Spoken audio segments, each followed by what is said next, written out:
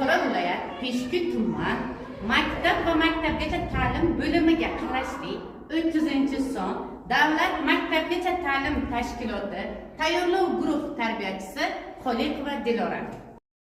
İlk qadam o'quv dasturi 2022-yil 4-fevral 1-sonli qarori asosida qabul qilingan. İlk qadam o'quv dasturida 5 markazga alohida urg'u berib o'tilgan. İlk qadam o'quv dasturidagi markazlarning joylashuvi, ketma-ketligi, jihozlanishi haqida suhbatlashamiz. Birinchi markazimiz qurish, yasash va konstruksiyalash matematika markazi. Bunda bolajonlarga sanashni, sonlar bilan tanishishni, qo'shish, ayrishni, geometrik shakllarni, turli ko'rinishdagi geometrik shakllarni tuzishni, sho't bilan ishlashni, geometrik shakllardan turli shakllarni yasashni o'rganamiz. Ikkinchi markazimiz sujetli rolli o'yinlarni sahnalashtirish markazi bo'lib, bunda bolajonlarimiz ko'rgan multfilmlarni, eshitgan ertaklarni va hayotga tatbiq qilgan, o'xshashni xohlagan qahramonlarni rollarni ijro etishni o'rganishadi.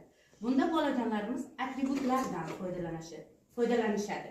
Kelajakda o'zlari xohlagan kasb egasi bo'lishni hozirdanoq o'sha obrazga, o'sha muhitga tushib bajarish kerakligini, mas'uliyatni oshirishga harakat qilishadi. Bog'lar daraxtlarniki, tog'lar lolalarniki, kim nima desa desin, bayram bolalarniki. She'rni bejizga aytmaganimni tushunib anglab yetgandirsiz. 3-markazimiz bu til va nutq markazi. Bunda bolajonlarimiz harflarni, tovushlarni, yozishni, o'qishni, tinglashni, she'r aytishni o'rganishadi. Bunda bolajonlarimizni sensor motorikalari rivojlanadi. Tinglashni, anglashni o'rganishadi. 4-markazimizning nomi fan va tabiat markazi. Bu markazimizda bolajonlar fasllardagi o'zgarishlarni, turli xil tajribalarni o'zlari qo'llab ko'rishadi. Sun'iy tarzda, tabiiy ko'chada kuzatish jarayonida bo'lganini biz hozir sizlar bilan qo'llab ko'ramiz.